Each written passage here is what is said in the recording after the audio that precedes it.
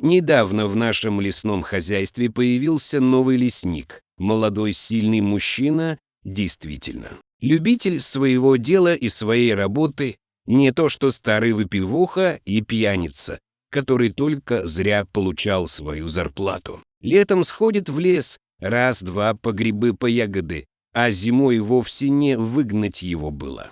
Уж и спорили с ним, и ругались, а толку ноль. Председатель сколько раз приезжал и лично выгонял его в лес, все без толку. Вы что, говорит, в лесу уже волки, а я их боюсь, а председатель отвечает: так ты же лесничий. А тот в ответ, дескать, лесничий, но не зоолог и точно не охотник и не егерь вообще. Разницу-то мало кто понимает, но тот проходимец быстро усек, что лесничий занимается лесом, растительностью, значит, а животными. Животными должен ведать егерь и активно пользовался имеющейся разницей.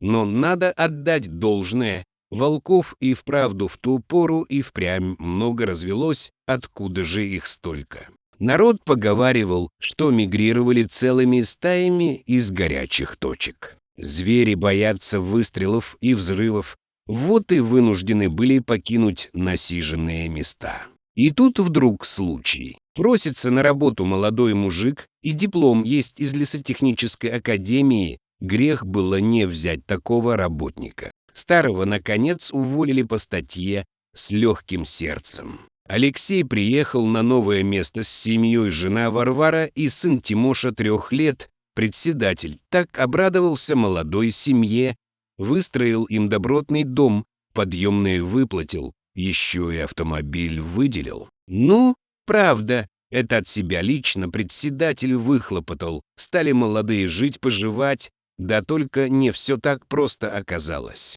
Старый лесник Митрофаныч затаил злобу на нового, что тот лишил его дармовых денег. Невдомек человеку было, что дармовых денег не бывает. Любую зарплату надо отрабатывать, с чем Алексей справлялся. Кстати, на ура, он-то как раз не делал различий между лесничим и егерем. Он любил лес и свою работу, и валежник расчищал, и противопожарные канавы прокладывал. Мусор вывез из лесу весь, да и за зверьем следил, кормушки устанавливал, браконьеров приструнил, капканы все из лесу собрал. Стал Митрофаныч пакостить Алексею, то кормушки разломает, то норы бобровые разорит. Народ догадывался, чьих рук дело, подтрунивали над ним. Если бы с таким рвением да чистотой ты, Митрофаныч, в лес ходил, когда лесничим был, может, и сохранил бы свою работу,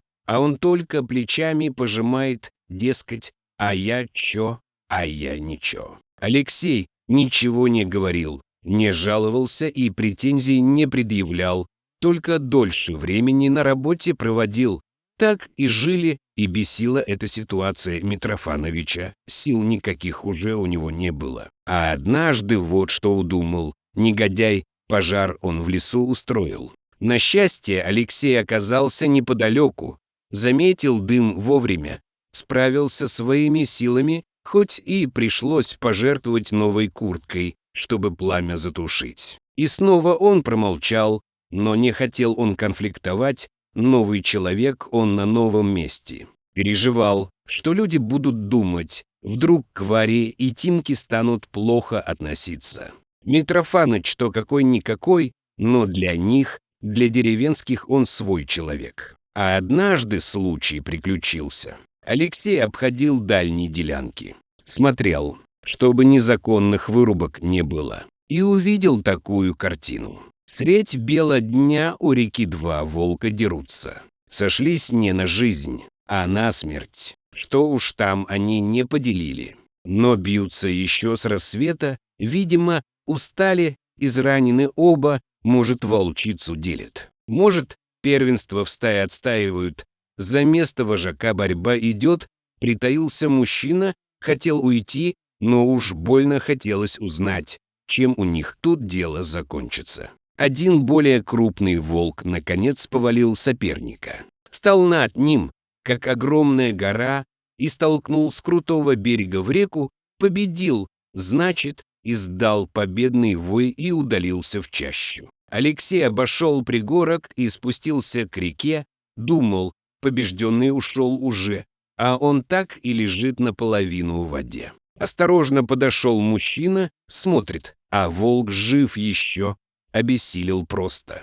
Смотрит немигающим взглядом в одну точку, словно безразлично ему теперь все на этом свете стало, будто не тело у него болит, а душа. Даже на то, что человек подошел, волк не отреагировал. Алексей погладил зверя по голове, тот даже не зарычал. Мужчине стало очень жалко поверженного хищника, он проникся к нему внезапным сочувствием, поднял на руки, вынес на берег. Волк лежал и не шевелился, словно просто не хотел жить после поражения. Лесник взвалил его на плечо и понес домой. В деревне никто не видел, как он волка принес, кроме Митрофаныча. И надо было этому проныре встретиться на полпути. «Здравия желаю новому начальству», — ехидно приподнял шапку старик, «и тебе не хворать», — ответил Алексей.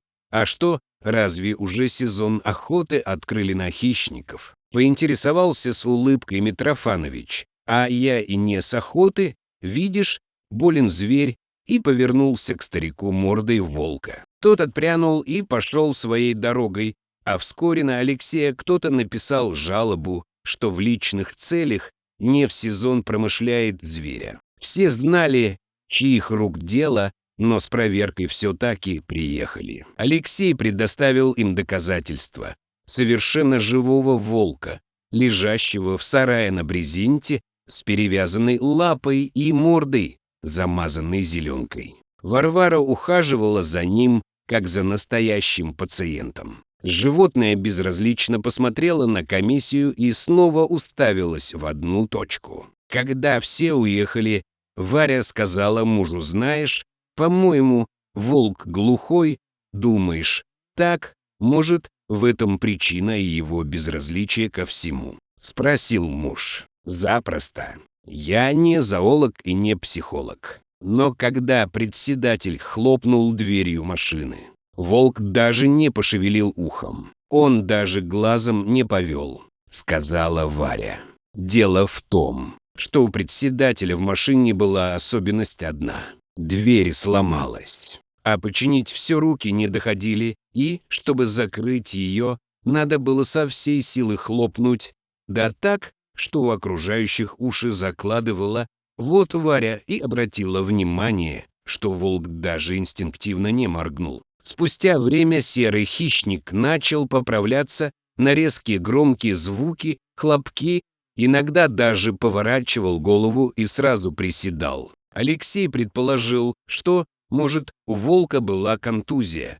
Вместе со своей стаей он мигрировал сюда, а стая влилась в другую, а больного чужого волка вожак просто выгнал, хотя это было всего лишь предположение. Тимоша подружился с волком. Сначала Варвара боялась подпускать ребенка к дикому зверю, а потом пошла как-то покормить его. Открывает сарай, а там Тимошка уже сидит, играет, обнимает его за шею, гладит и приговаривает: «Хорошая собачка, моя собачка». Волк ухом в его сторону проводит. Показалось, что тихий голос ребенка волк каким-то чудом слышит. Раны у него зажили, и даже зеленка на морде стала почти незаметной. Словом, волк был практически здоров, но уходить в лес не торопился.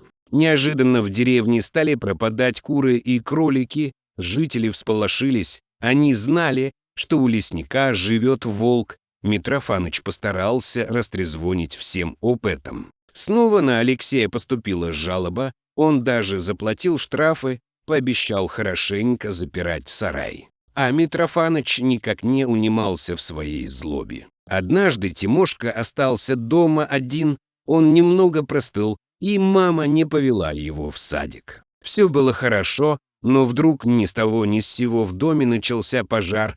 Огонь быстро распространялся, мальчик испугался, залез под кровать и стал кричать. Вдруг сквозь дым к нему просунулась морда волка. Он схватил ребенка за рубашку и вытащил из огня. Мальчик совершенно не пострадал, просто испугался. Подоспевшим людям он рассказывал, как собачка вытащила его из пожара и спасла. Дом успели затушить, хотя пришлось делать ремонт. Полиция выяснила, что пожар начался от спички, которую бросили в форточку. Первой загорелась капроновая занавеска, вспыхнула, как факел. Соседи видели, как у дома как раз со стороны той комнаты крутился Митрофаныч. Его арестовали, он не стал отпираться и сознался во всем. «Не знал», — говорит, — «что мальчик дома был, так бы никогда такого не сделал». Он хотел отомстить Алексею за потерянную работу. Хотел, чтобы дом у него сгорел вместе с этим волком. И они потом уехали. Думал, тогда его снова лесничим возьмут. Сознался также, что и кур, и кроликов сам таскал, чтобы на волка все свалить. И жалобы писал, и в лес порчу наводил. Волк так и остался жить у лесника, слышал он уже хорошо, но, видимо, благодарность к человеку за спасение оказалась сильнее всяких инстинктов, которые гоняли волка в лес даже при хорошей кормежке. Серого хищника так и назвали, как звал его Тимошка, собачка, он с удовольствием откликался. Вот такая невероятная история. А вам спасибо, что дослушали до конца. Не забудьте подписаться и поставить лайк, а также нажимайте на колокольчик, чтобы не пропустить новые видео. Ну, конечно же, огромное вам спасибо за ваши лайки, подписки и, конечно же, душевные комментарии. Мы все читаем. Всего хорошего!